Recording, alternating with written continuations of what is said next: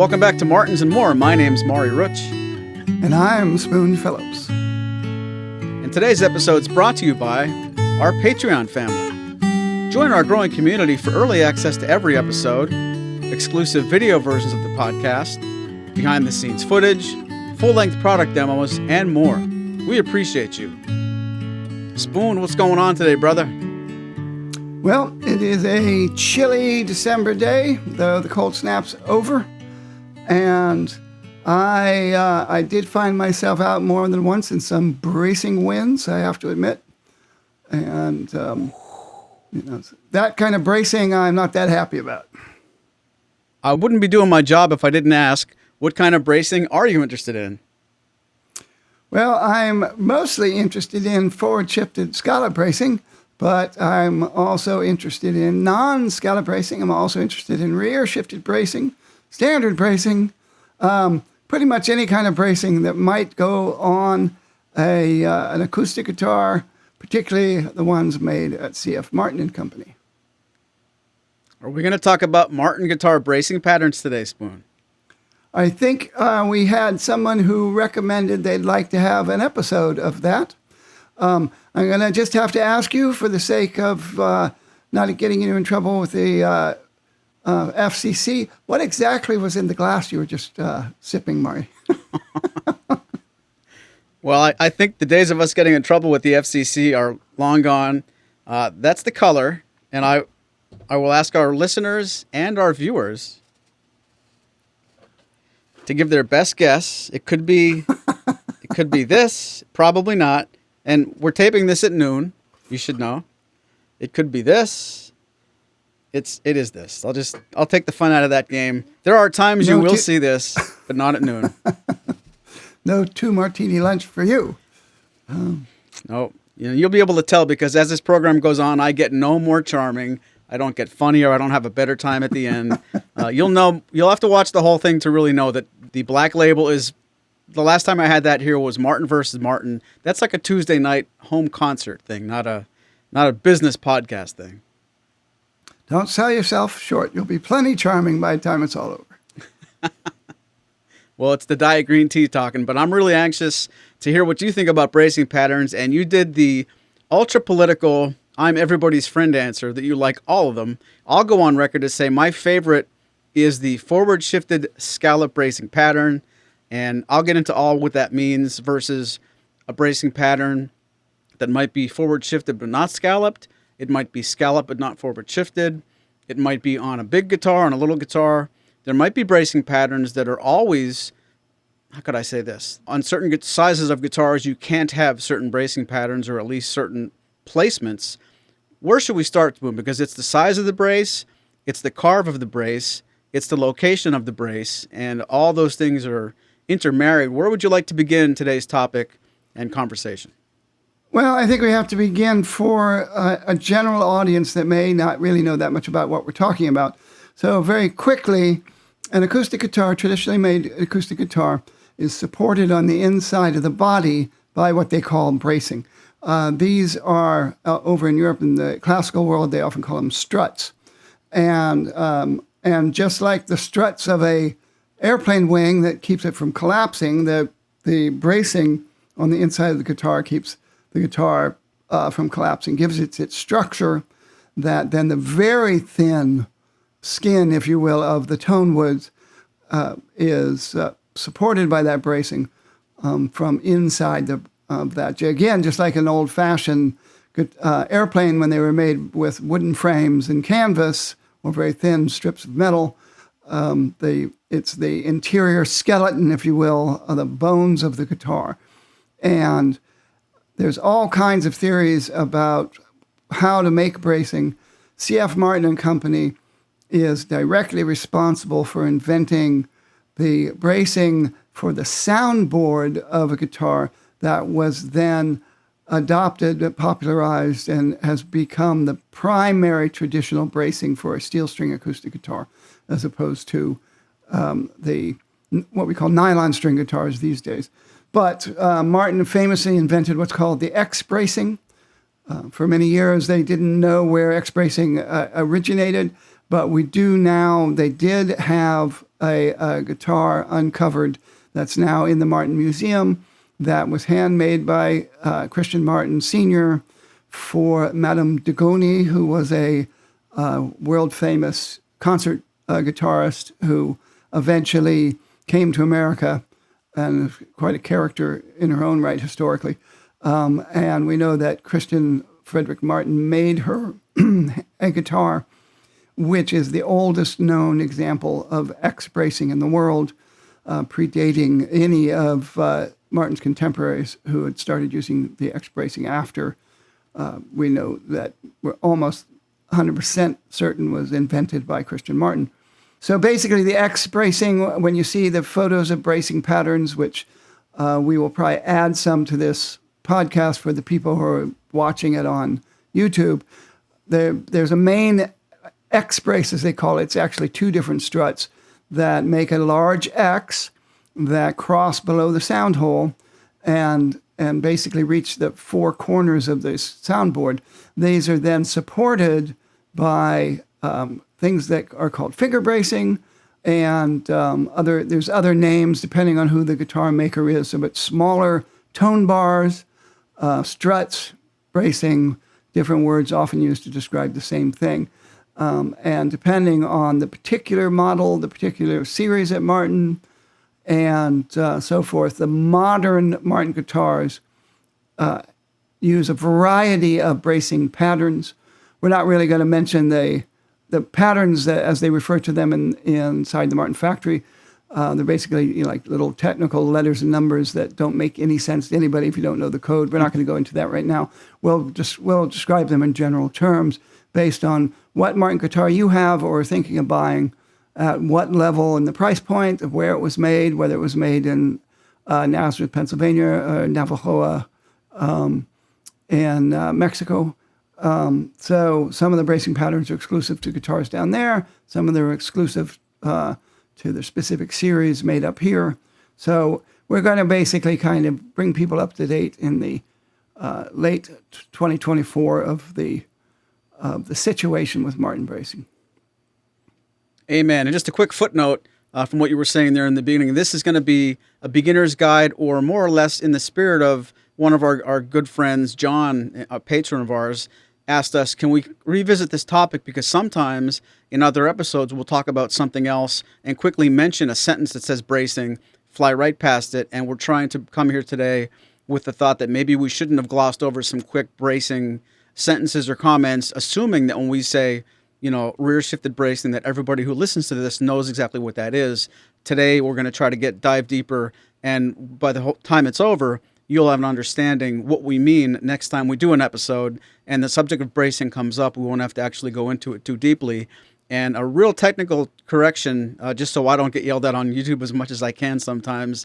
Those watching on YouTube during the current season might see a slideshow where they're listening to the audio here, but they don't see the entire episode. Our patrons at patreon.com/Martins and More do enjoy the full video version of this episode, which will show you bracing patterns. And it's my New Year's resolution in December to try to come up with some really great topics that don't need an awful lot of visual to make sense. So I want to try to get away from an episode that's 45 minutes long, and by the time you're at minute 3, if you're not watching it, it makes no sense. I'd like to keep this as helpful as it can be audio only, and then if you want to see some pictures, it's icing on the cake. But stop me if I get into the weeds, Spoon, and we have too much on screen. So are you telling me that there are people who actually come to the Martins and More podcast on a regular basis that aren't Patreon members?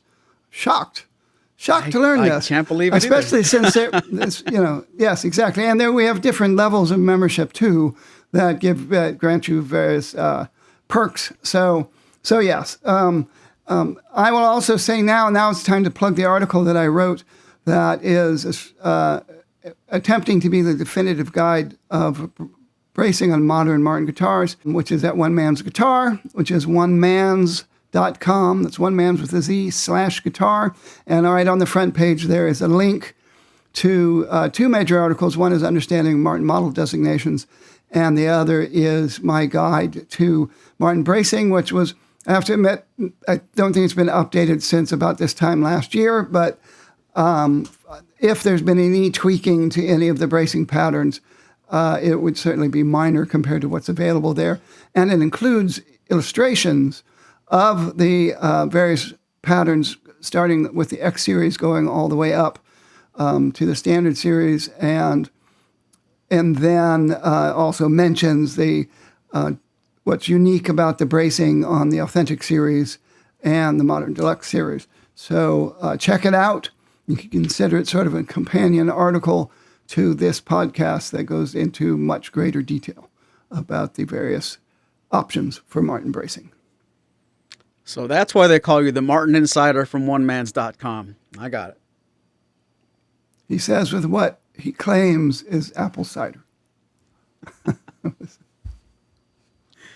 So, Spoon, it doesn't really make a big difference for us to pick our favorite bracing patterns, but assuming a lot of our listeners are here today so they can get a better understanding on what's the difference, I know that's a very hard and fast question, and it's not fair to just say it very quickly, but let me be on record to say, when you're choosing a Martin guitar, it's fair to say you can decide how the guitar is going to sound by the size of the guitar, the tone woods of the guitar, and the bracing pattern. So assuming we put the size of the guitar and the tone woods aside, after you've already made your decision, maybe you want a mahogany guitar and you want it to be a dreadnought, you have choices now on how the guitar is going to sound by the way it's braced, the size of the bracing, and the location of the bracing. So bracing in the Martin guitar terminology is what we're going to be talking about today.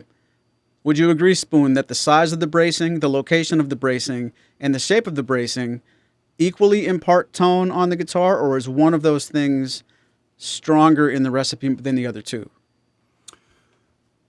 Well, in terms of how much it influences sound, I think it's too much a combination of everything.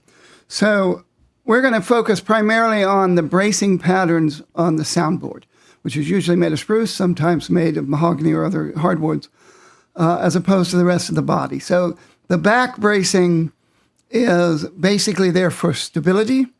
That doesn't mean it has no influence on tone whatsoever, but it's primarily there to provide a rigid, safe platform from which the sides arise, and then the soundboard's put on top as basically a roof, or really like a head of a drum, since that's where the vibrations are converted to sound waves.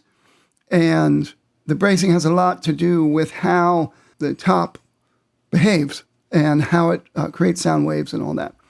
So let's say you would refer to the bracing as the size, the position, and which would be the placement, and then also how they're shaped. So there's some hot button words that have been around for a while now. One of them was X bracing. And if you go on a Martin to look up and they'll say bracing, they'll say X bracing. Well, there isn't a model out there that doesn't say X bracing. It's basically a complete empty stat. It's just there as a buzzword that, Martin invented X bracing, and you want to have X bracing. You would be hard pressed to walk into a regular mom and pop or big box guitar shop and find a steel string acoustic guitar that with a flat top that doesn't have X bracing. They certainly are out there with some, various small builders and, exclusive luthiers and stuff. But so it's basically an empty statement. Everything you're going to buy from Martin has X bracing. It's what the X brace is in combination with, how the X brace is shaped, and all that matters. The other one is forward shifted bracing.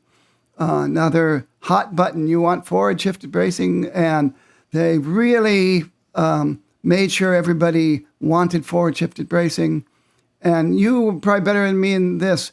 When did the standard series Martin dreadnoughts change from what used to be called the standard bracing to forward shifted bracing? 2014, 2016? The majority of the series got it in 2018, but the D28, the D18 and the 0018 got it in 2012. The D28 got forward shifted bracing in 2017, but it wasn't scalloped. And then the entire series got reimagined with that treatment in 2018. Yeah, and technically what they did is they tried it with the D18. It was hugely popular. they decided to convert the entire standard series to forward-shifted bracing.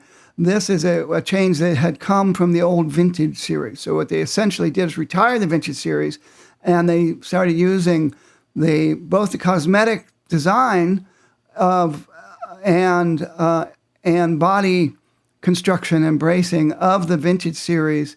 All they did was get rid of the V-necks that a lot of people didn't like and put on a modern Martin neck, which became what they now call the high-performance neck. So forward-shifted bracing, this is something that took place when they first went to 14-fret guitars.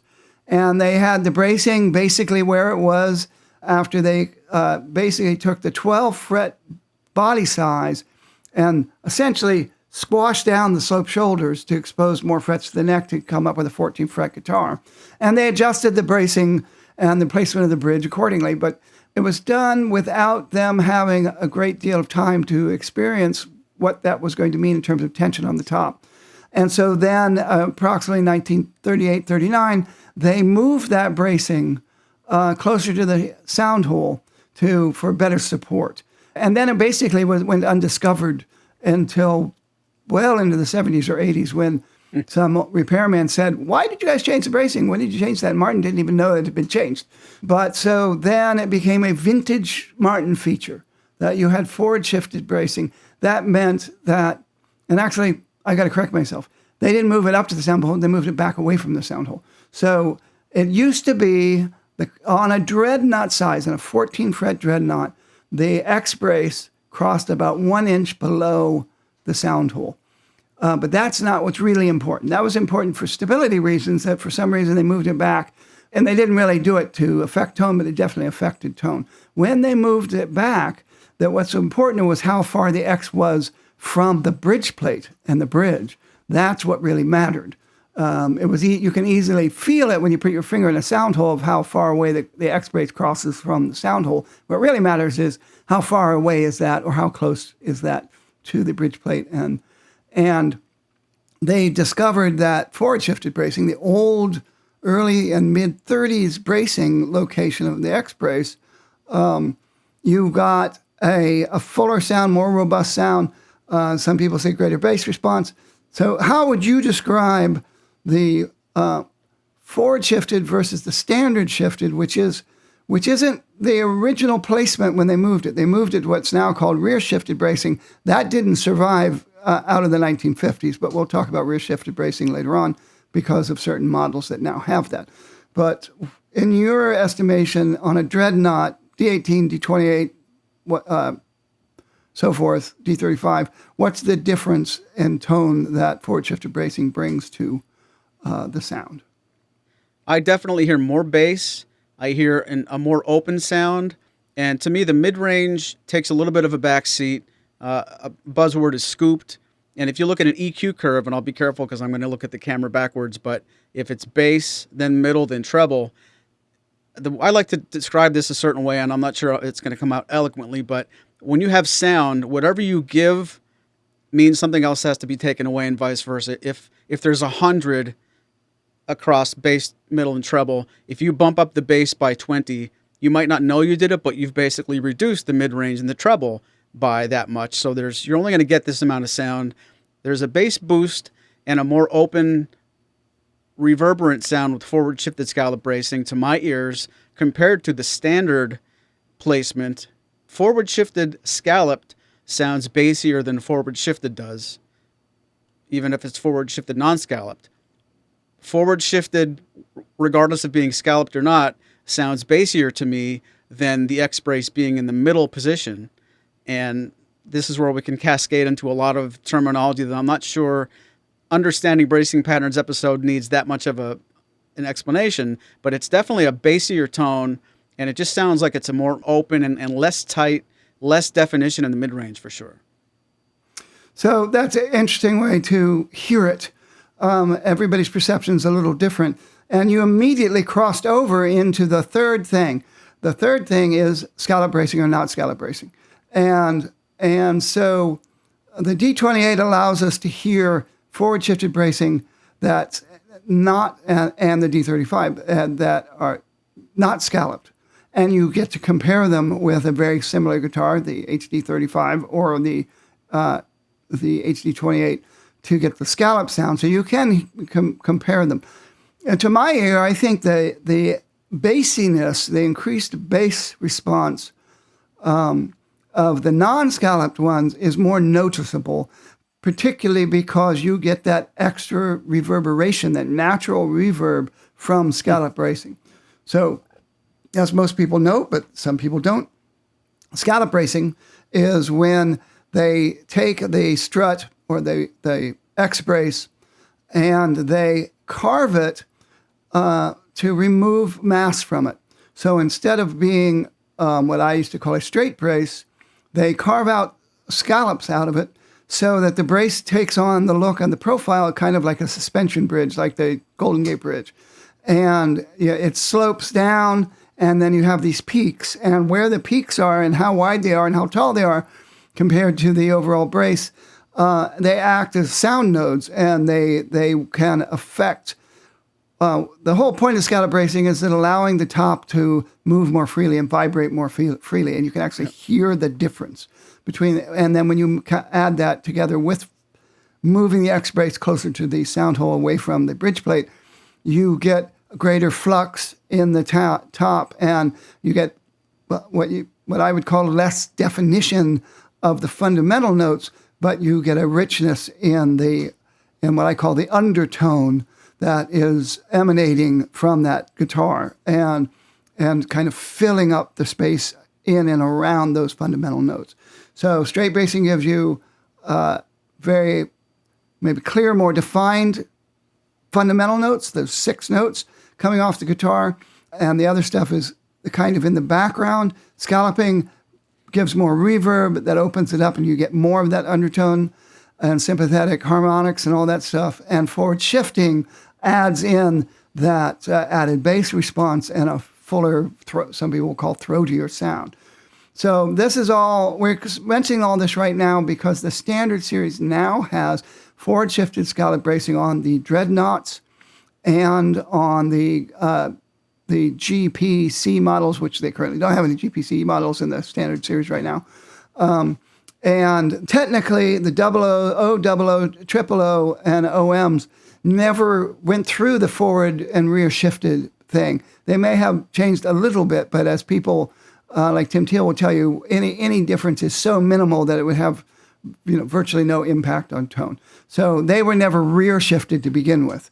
It was only the dreadnoughts that got the rear shifting.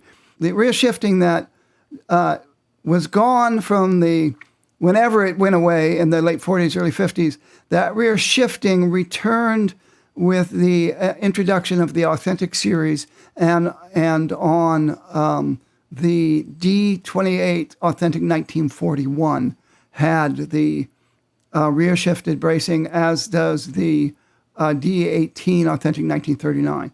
And then there have been some special editions, typically guitars that were inspired by instruments from the 1950s, early mid-1950s, that have also had rear-shifted bracing. And the Rich Robinson, D28 Rich Robinson, and there's another one out there, the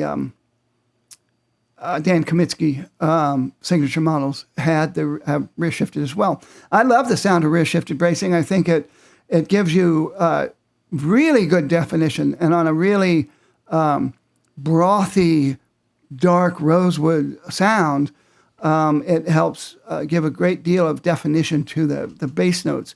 But you don't hear it very often. Clearly, it was not as popular. We would still have that 1941 Authentic model out there if they were sold, compared to the forward-shifted scallop brace 1930 version. So all of those things matter, and on the standard series, we're talking about now forward-shifted scallop bracing. Scallop bracing also affects how they are carving the tone bars.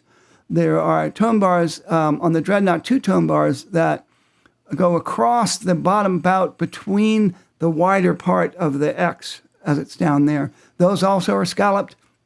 And then the little finger braces that are on either side of the sound hole, they also are shaped differently in patterns that have scallop bracing. And really all of that stuff is shifted with the X brace, because the X brace shifted, everything else gets shifted as well. So you have a much more vibratory bottom bout. And the one exception we mentioned, the D28 has straight bracing, and the D35 has 1/4 inch straight bracing, and that also matters. On most modern Martin guitars, the bracing is 5/16 of an inch wide. The orchestra models get 1/4 inch bracing, and the orchestra models from the 1930s actually had a 5/16 inch X brace and 1/4 inch tone bars and finger bracing. In the modern era, they just gave them all 1/4 inch bracing, either because somebody stuck some calipers in an OM and said, oh, the 1/4 inch bracing, and that was that, or they realized they were trying to mimic the really excellent response of a pre-war OM, which has the same body size as a triple O, but a long scale neck versus a short scale neck. And so you have more string tension at work and injecting more vibration, if you will, into the top. And so they went with all 1/4 bracing, because even in the 70s and 80s, when Martin started making orchestra models again, the overall build was heavier and the tolerances greater, for warranty reasons than they were making in the 1930s. So they just went with an overall lighter bracing. So though there's still Martins that are made with the 5/16 inch X brace and 1/4 inch tone bars, typically in the orchestra in the authentic series. So that's a standard series. Now these on standard series bracing, above the sound hole, you have a traverse brace, cross brace, number one brace. People call it different things, and it is a larger, thicker piece of wood that supports the fingerboard extension on top of the top, and that's your basic bracing pattern that people have used and borrowed all over the world when making acoustic guitars. That then changes depending on your series. Along with the bracing, we also have the full-size dovetail neck joint that's glued into a solid neck block on the standard series.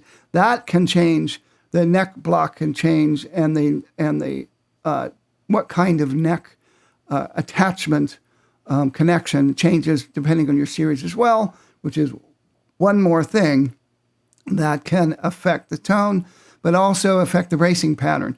So we're going to go back in a moment. I'm going to let you recap and talk a little bit about this, then we're going to go back to the X series and start talking about the bracing patterns that are different from Martin standard bracing.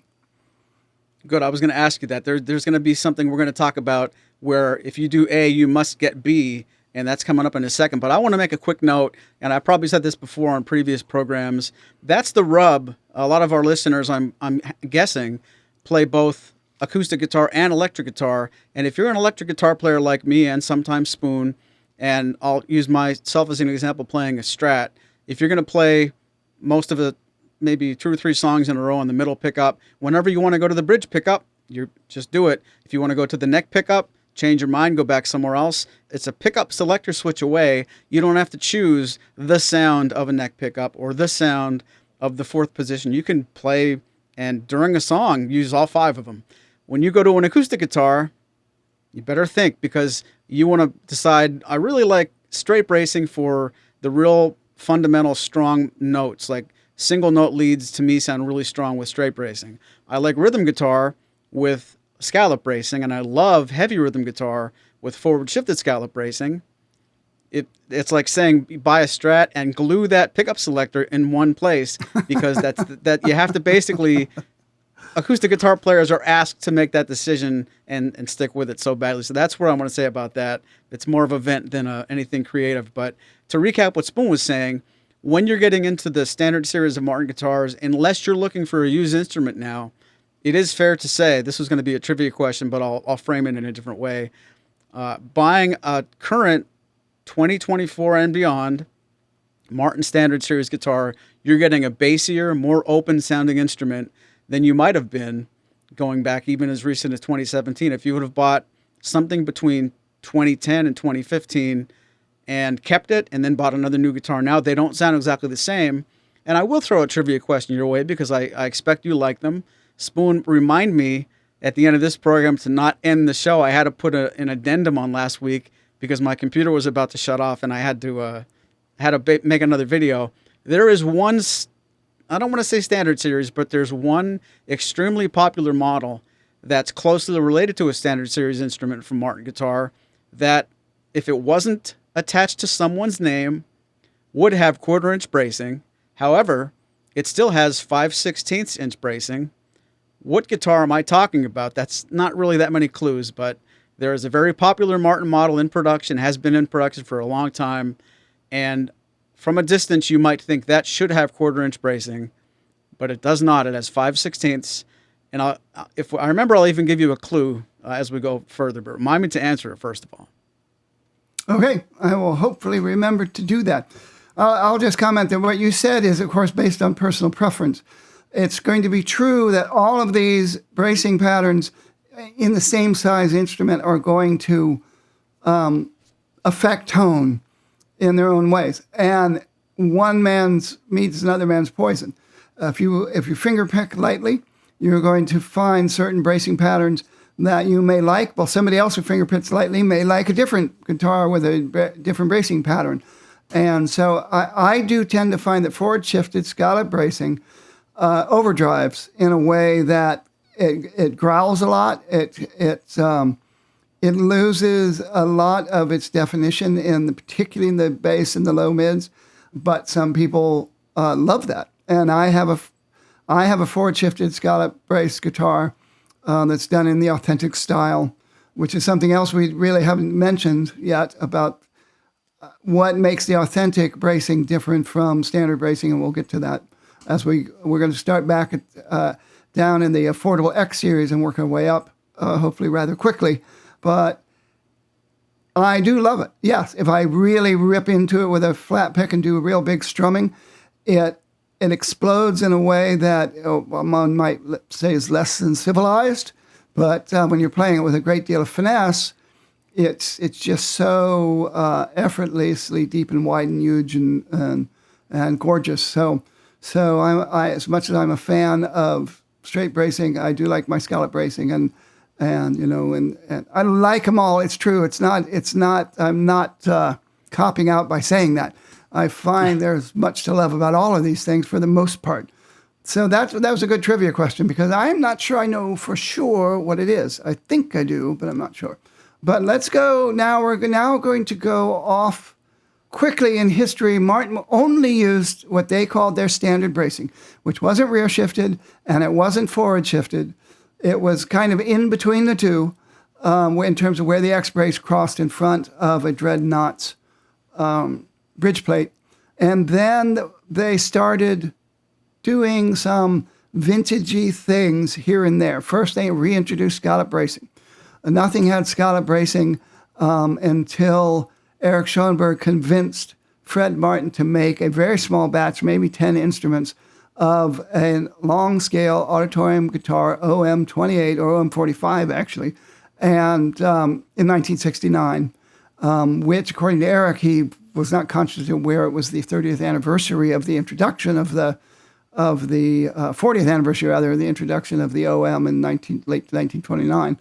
But for the most part, they had their basic bracing patterns until they started coming out with certain limited editions that looked more like a vintage Martins. Then they came out with that very famous vintage series.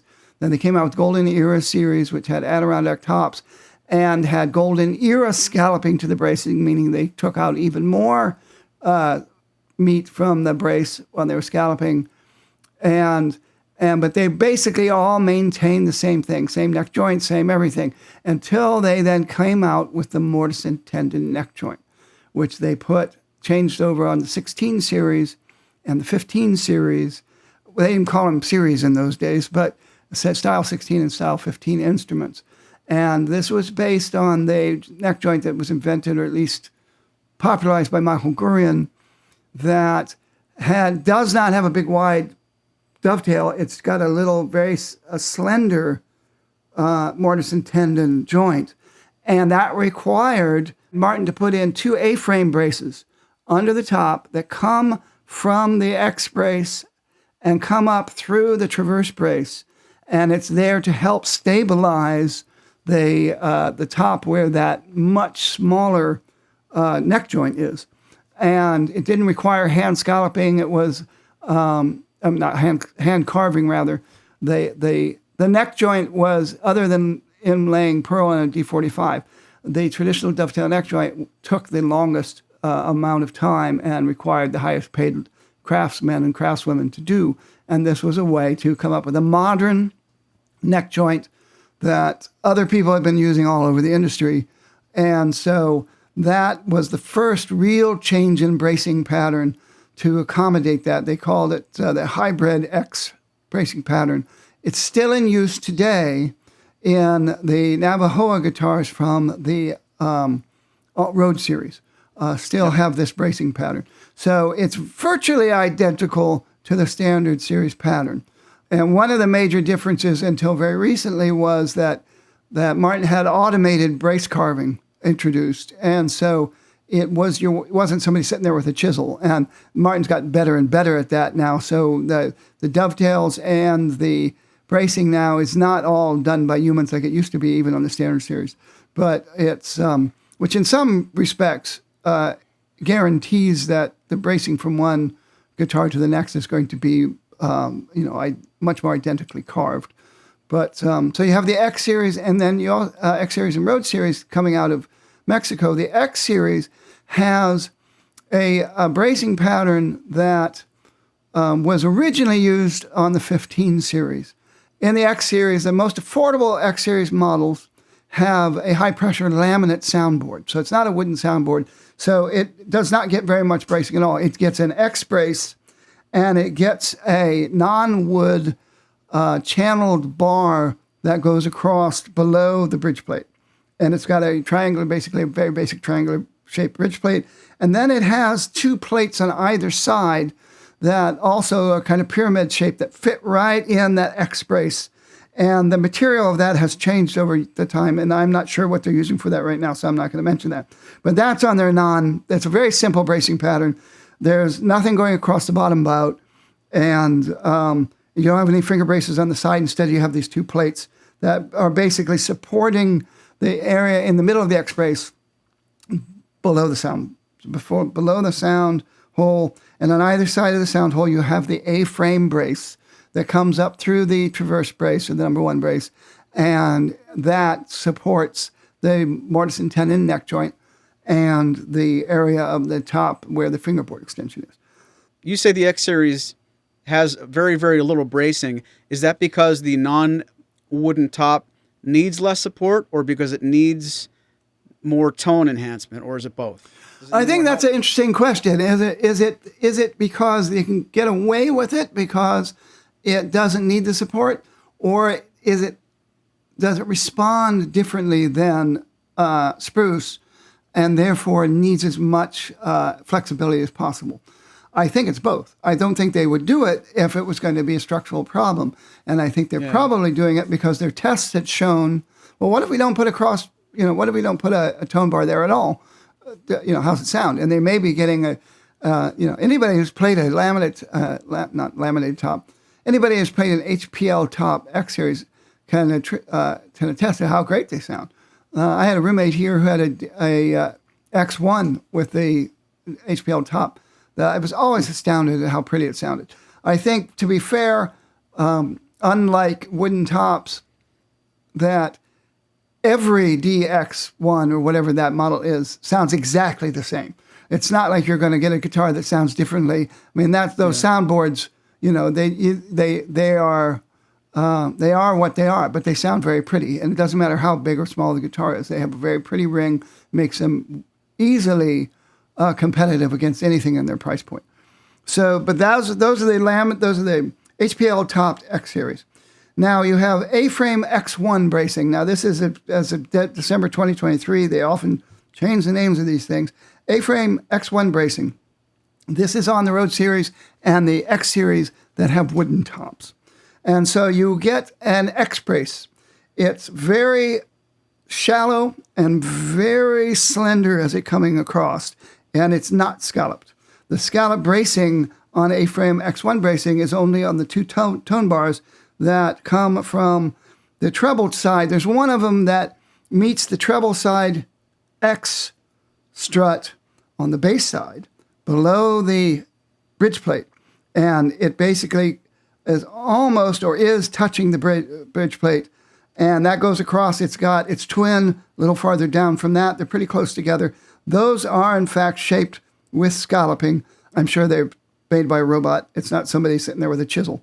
And then on either side of the X, basically coming off of, this has a pretty wide bridge plate. It's pretty shallow, but it's a pretty wide bridge plate between the X bracing. And just on and it's slanted where it fits into the X bracing. So you have that sort of shape to the bridge plate. And just on the other side of the X brace that's going where that little slant cut is, you have little tongue depressor bracing. They're not round, but they're flat. They're really just a flat piece of wood. And again, through their experimenting and R&D, they've determined that that's enough to provide stability in that area while trying to keep it as resonant as possible. And then north of the X brace on either side of the sound hole, you have the A-frame brace, and you have a similar traverse brace, number one brace going across above the sound hole. And that is what you get on most of your X brace and then you have, and that's basically what you get in your Road series. So it is it's a much smaller, more flexible X brace that is actually not shaped. So when they refer to it having scallop bracing, they're actually referring to the two big tone bars that are coming across to support the lower bout. And then we get into A-frame X brace that is on the 15 series. Now these are solid wood tops from a species of mahogany, often Sipo, sometimes American mahogany, sometimes sapele. So all of them are species of mahogany, and they have slightly different densities, but they're all very similar compared to spruces or koa or other tone woods. And this is something that's been around since they first came out with the 15 series.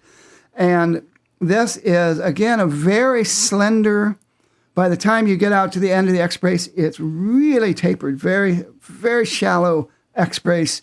And then there's one tone bar that is hugging the bridge plate. It's got a slanted bridge plate, and it's got one thin tone bar that comes up, and it's kind of shaped like Gibraltar, I guess, the potential emblem. It comes up and then slants down, but then it just keeps going down.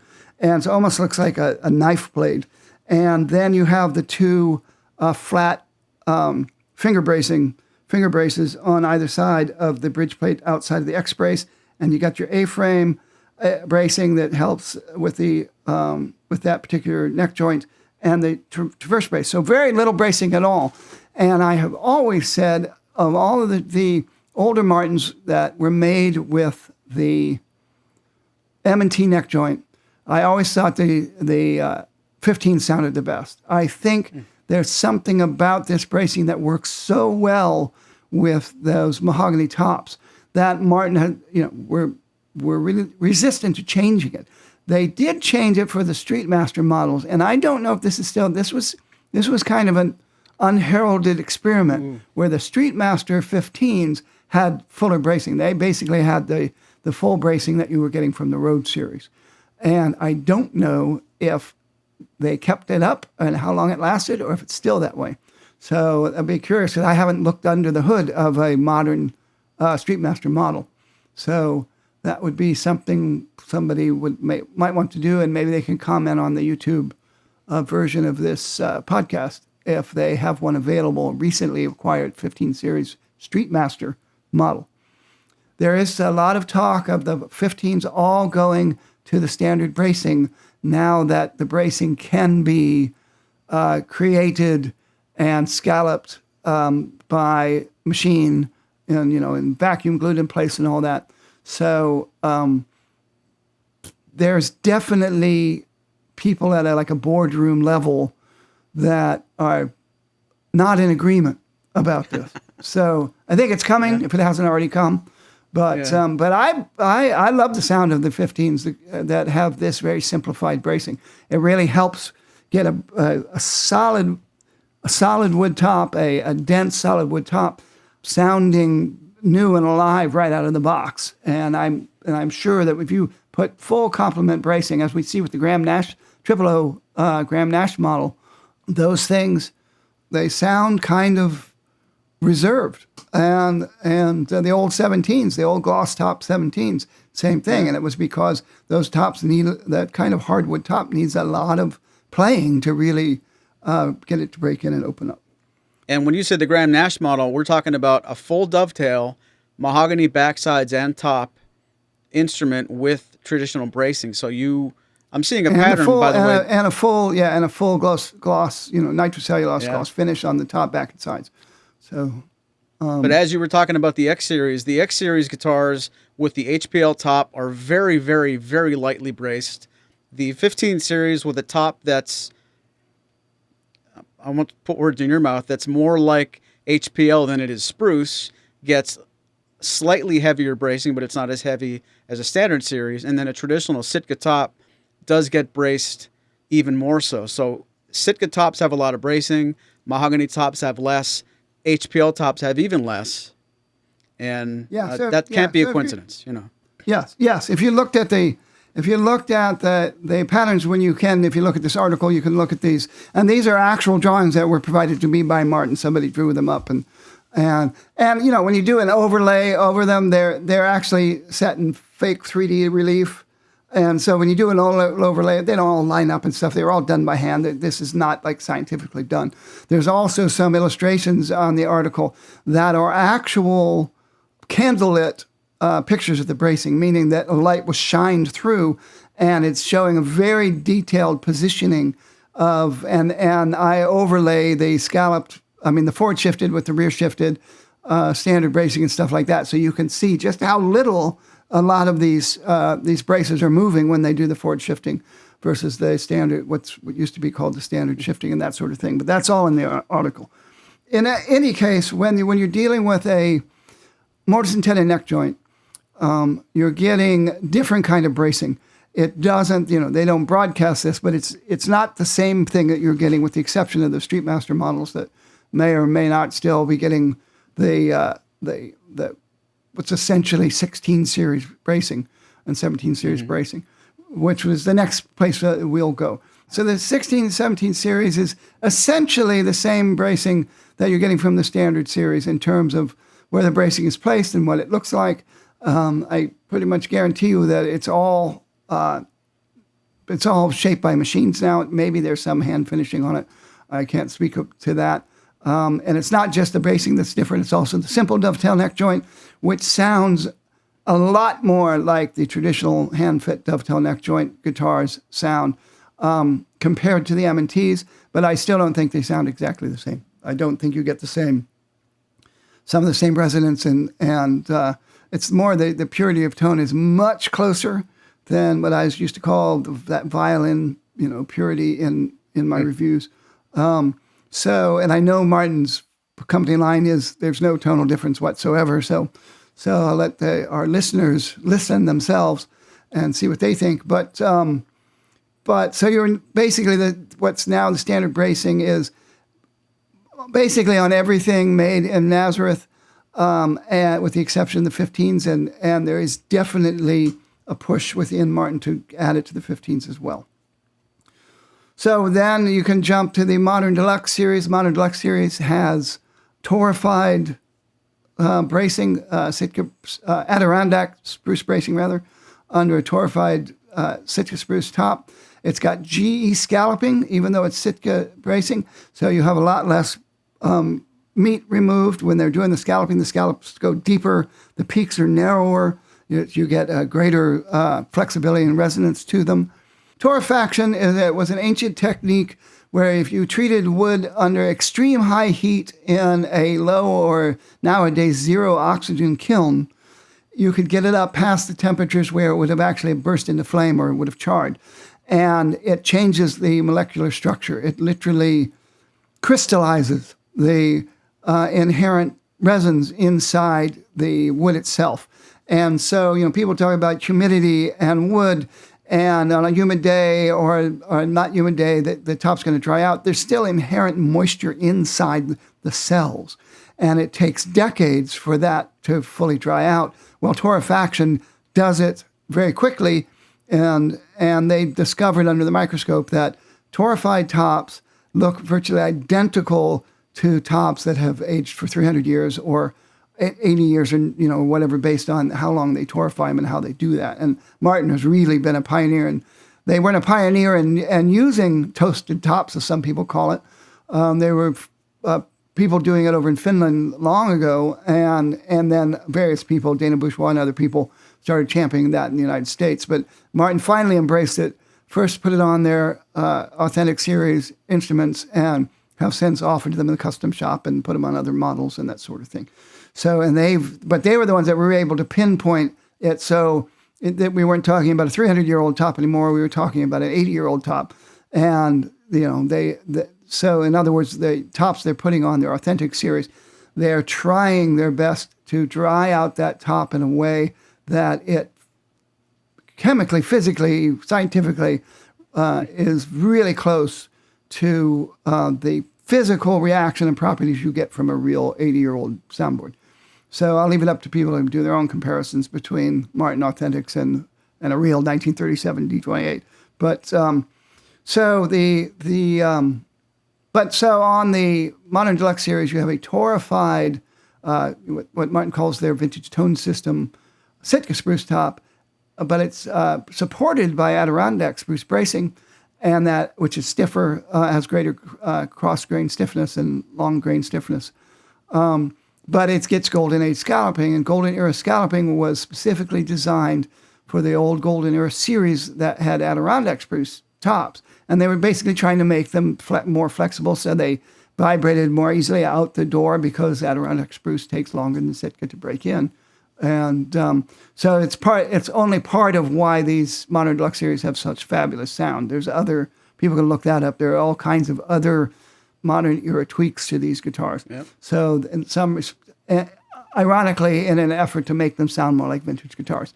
And then you get into the actual Authentic Series bracing, which used to be exclusive to the Authentics, but is now available on custom orders, though they won't get you absolutely everything that's on an Authentic Series instrument. There are things that you can get, and one of them is authentic bracing. And the major difference is these are all hand-carved bracing by a human, but not only that, if you picture a brace, what would be a good thing to use as a brace? Let's take this. Here I'm holding up an almost used up paper towel. So this here is a piece of wood, and basically you would split it to turn it into a brace. So let's say it's now half of that. And then modern era Martin, you would scallop that top of that bracing. Well, in Authentic Series, they carve the bracing all the way down to the top.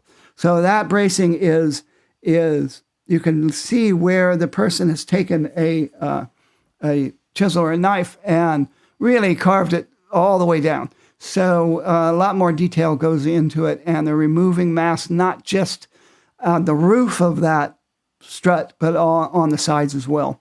So they're almost shaped, you'll see some of them, they're almost kind of shaped like a bullet, the way that the brace comes, it's not just pointy, it's on the sides. If you look at a long ways, it's kind of got the shape of a bullet or a minaret or whatever you want to come up with. But so that's something that is unique to the Authentic Series bracing, as well as the fact they use hide glue to old-fashioned hide glue to glue them to the soundboard. So if people have questions, they go on the YouTube. They can certainly email is it at Maury'sMusic.com? No, that's Lori. Nope. Don't do that. Okay. Yikes. You could try support at Maury'sMusic.com. Or if you want to see what happens, try Maury's Music and we'll let you know what happens.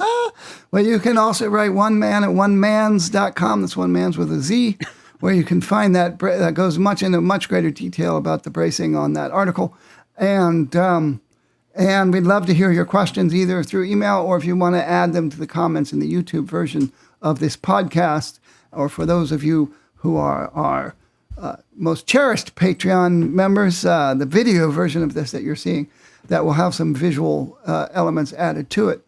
And I'm looking forward to hearing what people think about, what they think about Martin bracing and what it does to tone, and any questions they might have for us. Exactly. And don't listen to this podcast in a hurry and then run to your favorite retailer. I want authentic. It's the best. These are all different. And not to speak for Spoon, I would be willing to bet that if you played a standard series Martin, played a 15 series Martin, played an authentic, what I'm trying to say is don't expect that just because there's a bracing pattern that belongs in a very expensive series of Martin, that it must be the better pattern. Spoon made some really good points a minute ago that certain tops benefit from certain kinds of bracing. You could build an authentic series style guitar and put X bracing on it, or put the same bracing that would go into a 15 series, and find out that you like it better. So this is a good starting point, and hopefully this conversation gets you thinking more about choices you could make in making a purchase, whether the guitar is already built. I want to caution our listeners, don't equate the more expensive guitars must have the better bracing. Is that something I should say?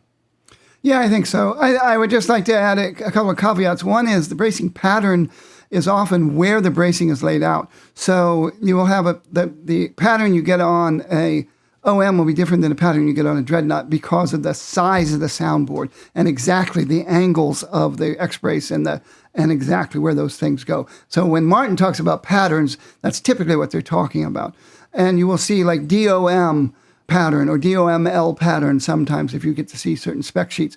DOM means a 14 fret Dreadnought because in Martin nomenclature, orchestra model actually meant a 14 fret guitar as opposed to a standard Martin.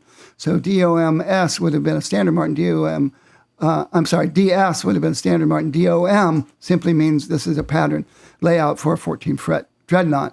L would have standed for limited edition, and then that would have meant, oh, well, you better pay attention because you're talking about something different than a regular, that sort of thing. So they get into that kind of minutia when they're talking about patterns. Patterns has more to do with where the braces are lying than what they look like or what they're made from.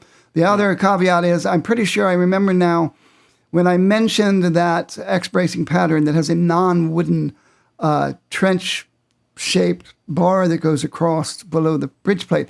I do think they stopped. It was originally a really lightweight aluminum. I think it's now actually made of a particular wood. I don't remember which wood it is now, but I'm pretty sure they've replaced that with a dense wood. I can't remember which one it is, but I think so. I can't swear to it. It might actually already be mentioned in that article. I don't remember, but that's another good reminder. Don't forget to check all this out at onemans.com/guitar. That's one man's with a Z, where you can actually see some of the stuff we're talking about and get a better understanding still. And that brings me to it's trivia question answer time. Spoon, did you forget there was even a trivia question? No, I did not. And I think I know what it is. I think. Well, just a refresher, and I always say this, in case you're joining us late, let me know, how did you join a podcast late? I don't think you can. I think it starts at the beginning. But if you put this on and then started making dinner and forgot to listen to any of it, we asked you earlier, which popular Martin guitar model should have quarter-inch bracing based on the rest of the guitars like it in the standard series and the aforementioned vintage series? It's got somebody's name attached to it, and if it didn't have his name attached to it, it probably wouldn't be built exactly this way. Spoon, are you hot on my trail, or did I lose you long ago? I think so, though I have an asterisk to what you just said. Are you referring to the 00028 EC? Yes, I am. The 00028 Eric Clapton, if it didn't have Eric's name on it, it would have skinnier quarter-inch bracing. Possibly, because here's the asterisk. The 00028 also has 5/16 inch bracing because there wasn't a 00028 vintage series, and so they used the bracing on the Clapton. So a lot of people, that's a trivia question. It's all of the other OOs. Well, maybe not even all of them now. I wonder about the 42 now too, but the 00018 has quarter-inch bracing. And that was the first one that got the quarter-inch scallop bracing. But the 28 has 5/16 inch bracing. So and that was because The Clapton was essentially the 0028V, but it wasn't in the vintage series because it had the style vintage 21 rosette and Clapton signature, and it had stuff about it that wasn't exactly vintage. But so if you want to cut all that out and start over, we can do that. Well, thanks for raining on my trivia question parade. And like my dad would say, don't let the facts get in the way of a good story. So, well, next time we'll play 20 questions again, and then maybe you'll have a chance to get your revenge. Yeah, I don't want to fail twice in the same end of an episode, but I appreciate your offer. And with that, please let us know what you thought of this bracing episode. Please pat me on the back for not saying brace yourself. I'm being careful with my puns lately, and I don't want to get out of hand. But from all of us at Martins and More, thanks for listening. Hear you later.